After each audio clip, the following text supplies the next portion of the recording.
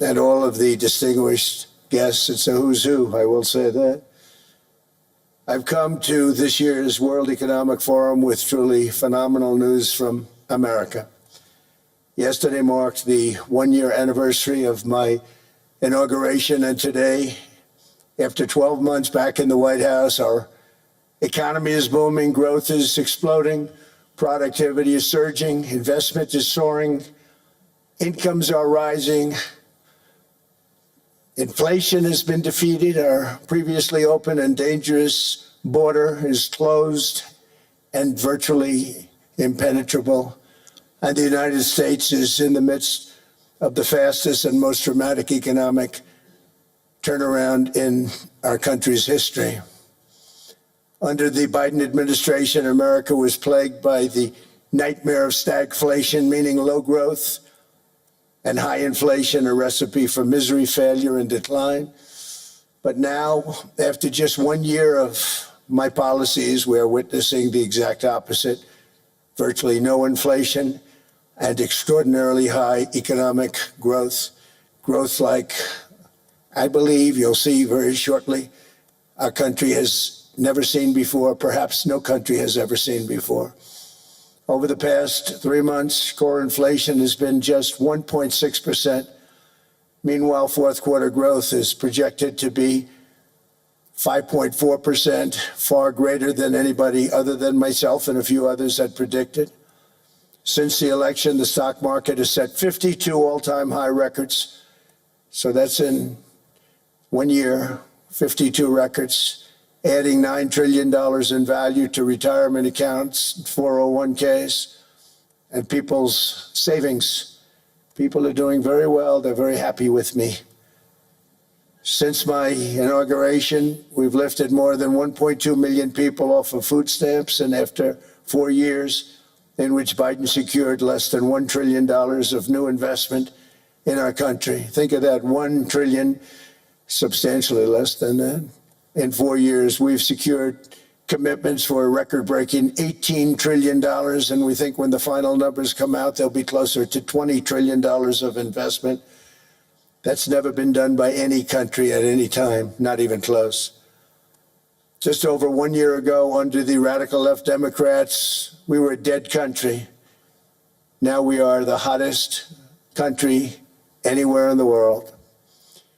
In fact, the United States economy is on pace to grow at double the rate that was projected by the IMF just last April. And with my growth and tariff policies, it should be much higher. I really believe we can be much higher than that. And this is all great news, and it's great for all nations. The USA is the economic engine on the planet, and when America booms, the entire world booms. It's been the history. When it goes bad, it goes bad. You all follow us down, and you follow us up, and we're at a point that I don't believe we've ever been. I never thought we could do it this quickly. My biggest surprise is I thought it would take more than a year, maybe like a year and 1 month.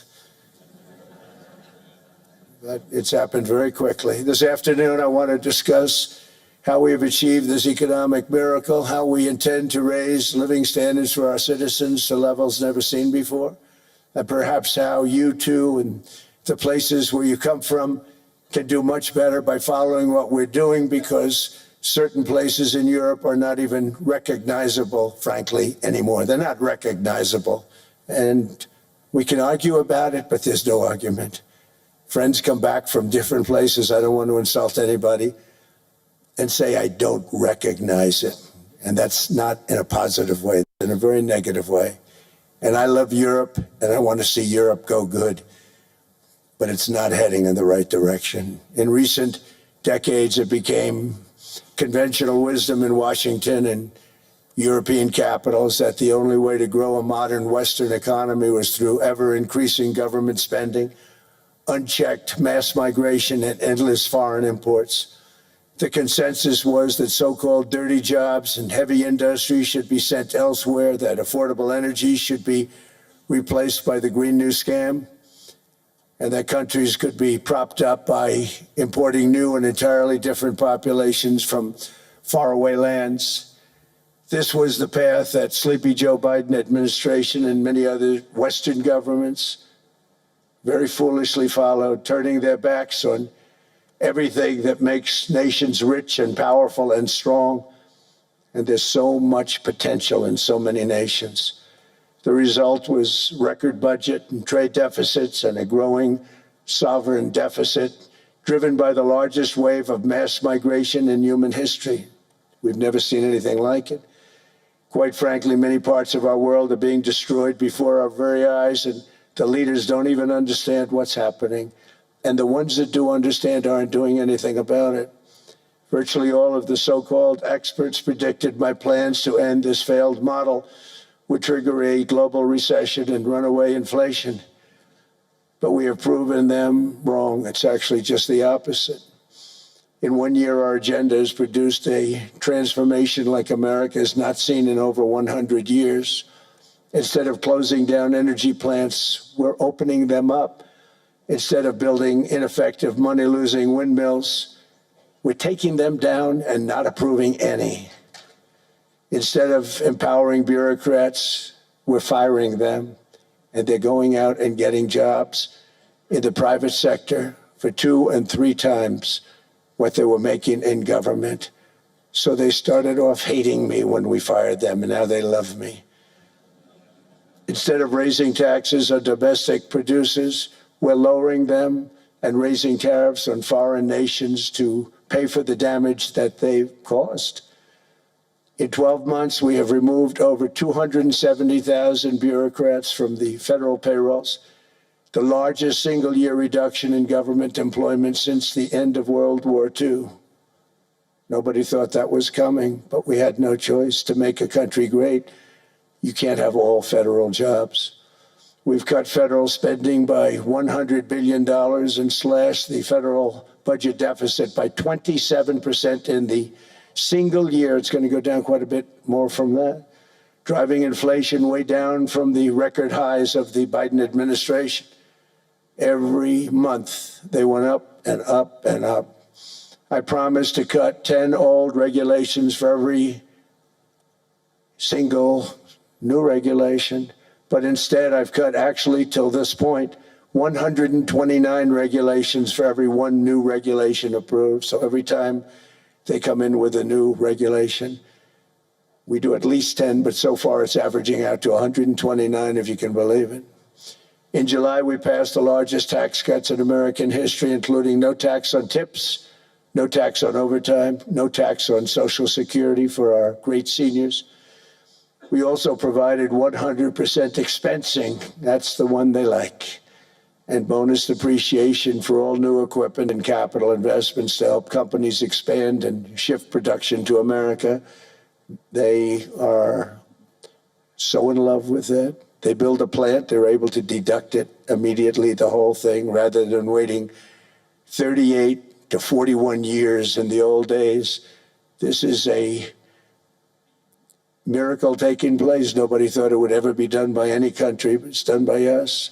It was what made my first term the most successful 4-year term that we've ever had from a financial standpoint. And now we've upped it. This is a 10-year program, not a 1-year program, but you're allowed to deduct everything in 1 year. It used to be 38 to 41 years. With tariffs, we've radically reduced our ballooning trade deficit, which was the largest in world history. We were losing more than $1 trillion every single year, and it was just wasted. It was going to waste. But in 1 year, I slashed our monthly trade deficit by a staggering 77%, and all of this with no inflation, something everyone said could not be done. There were a couple of brilliant people that actually thought I was doing the right thing. I thought I was doing the right thing.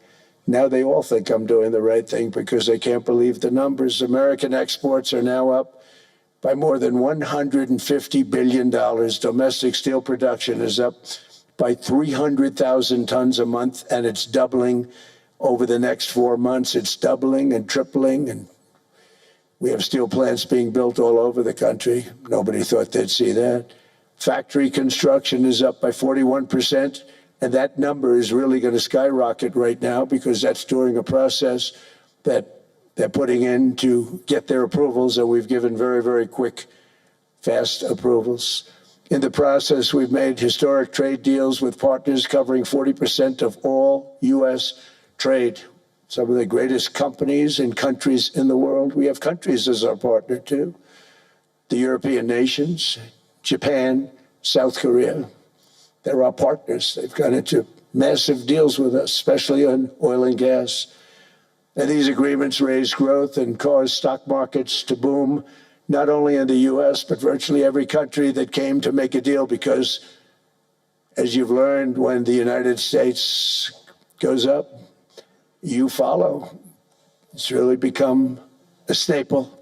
In America, I've stopped the nation-wrecking energy policies that drive up prices while sending jobs and factories to the world's worst polluters.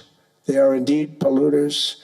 Under sleepy Joe Biden, new domestic oil and gas leases fell by 95%. Think of that. And they wonder, why was gasoline going up so fast? The gasoline actually topped $5 a gallon, and some places $7 a gallon, and more than 100 major power plants were violently shut down by incompetent people that had no idea what the hell they were doing. Under my leadership, U.S. natural gas production is at an all-time high by far. U.S. oil production is up by 730,000 barrels a day, and last week we picked up 50 million barrels from Venezuela alone. Venezuela's been an amazing place for so many years, but then they went bad with their policies. 20 years ago, it was a great country, and now it's got problems, but we're helping them. And those 50 million barrels, we're going to be splitting up with them, and they'll be making more money. But they've made it a long time. Venezuela is going to do fantastically well. We appreciate all of the cooperation we've been giving. We've been giving great cooperation. Once the